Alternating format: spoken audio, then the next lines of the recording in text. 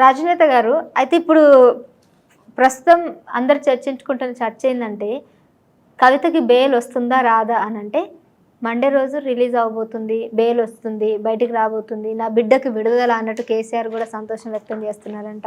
ఏంటి నిజంగానే? మాకేం సంబంధం అండి మళ్ళీ అట్లనే. ఇప్పుడు కోర్టు ఒకవేళ నిజంగా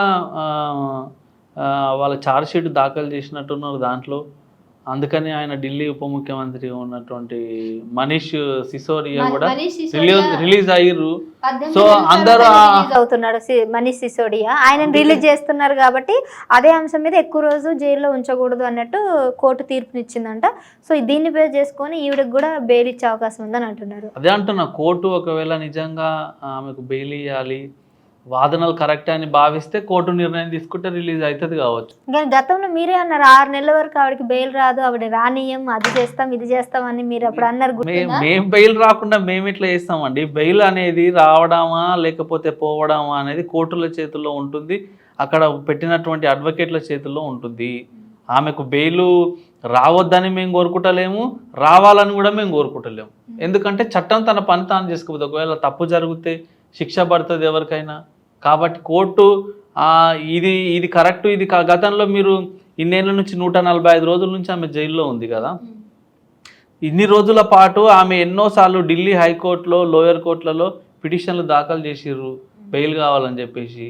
కానీ ఇప్పటిదాకా రాలేదు కదా. ఎన్నోసార్లు బెయిల్ను తిరస్కరించింది కోర్టు. అంటే ఆమె ఫోన్లను ధ్వంసం చేసిందని, 100 కోట్ల లిక్కర్ స్కామ్లో ఆమెనే ప్రధాన నిందితురాలని, ఆమె కారణంగా అందరి మీద ఏదేదో ఆరోపణలు అవన్నీ వచ్చినాయి. అవంతా ఇన్వెస్టిగేషన్ జరుగుతూ ఉన్న క్రమంలో ఇప్పుడు ఆమెకు బెయిల్ వస్తుందా రాదా, వస్తే మంచిదా కాదా అంటే మనం దాని గురించి ఏం చెప్పలేము. కోర్టులు నిర్ణయం తీసుకుంటే ఆ నిర్ణయం ప్రకారం. మీ అభిప్రాయం చెప్పండి. ఇప్పుడు కవిత బెయిల్ మీద కనుక బయటికి వస్తే ఈ కేసు తప్పుదోవ పట్టే అవకాశాలు ఉంటాయంటారా? అందుకే ఆవిడ బయటకు వస్తే ఆ సాక్ష్యాధారాలు అన్నీ కూడా మార్చేస్తారు. అప్పట్లే ఆవిడ దగ్గర ఉన్న ఫోన్లు కానీ ల్యాప్టాప్లు కానీ ధ్వంసం చేసిన ఆవిడ బయటకు వచ్చిన తర్వాత సాక్ష్యాధారాలు తారుమారు చేసే అవకాశాలు కూడా ఉంటాయి కదా. All these days court not giving bail on this reason only. Court కారణం ఇదే చూపుతుంది. మీరు మొన్నటికి మొన్న కూడా ఢిల్లీ హైకోర్టులో పిటిషన్ దాఖలు చేస్తే ఎవరైతే ఆ న్యాయమూర్తి గారు ఉన్నారో ఆయన చెప్పిన విషయం కూడా ఇదే. ఒకవేళ ఈమె ప్రధాన నిందితురాలుగా అందులో ఉంది కాబట్టి బయటికి వస్తే సాక్ష్యాధారాలు ఏమన్నా తారుమారు చేస్తుందేమో, కేసు సరైన రీతిలో ఇన్వెస్టిగేషన్ జరగకపోవచ్చు అని చెప్పేసి ఆమె బెయిల్ని సస్పెండ్ చేశారు కదా. అట్లా మళ్ళీ జరుగుతుంది అని మనం చెప్పలేము. ఒకవేళ ఇప్పుడు సుప్రీంకోర్టుకు వెళ్ళి రాళ్ళు, సుప్రీంకోర్టు కింది స్థాయి కోర్టులు చెప్పినటువంటి దాన్ని వింటారు, అక్కడ ఉన్నటువంటి అడ్వకేట్లు ఏం చెప్తారనేది వింటారు. విని ఒకవేళ అది సమ్మతం అనుకుంటే కోర్టు నిర్ణయం ప్రకారం అది జరుగుతుంది అంతే. సో మీకేమనిపిస్తుంది ఇప్పుడు ఇన్ కేసు ఆవిడ బయటకు వచ్చిన తర్వాత పరిస్థితులంతా కూడా మళ్ళీ సక్రమంగా జరిగి బీఆర్ఎస్ ఏమి జరగదండి, ఏముండదు, అంతే ఏముండదు. బీఆర్ఎస్కి ఏం పెద్దగా దీని ప్రయోజనం ఏం లేదంటారు. బీఆర్ఎస్ ఆల్రెడీ మునిగిపోయిన కారు, మునిగిపోయిన పడవ అని అందరు అంటారు కదా, మునిగిపోయిన కారు.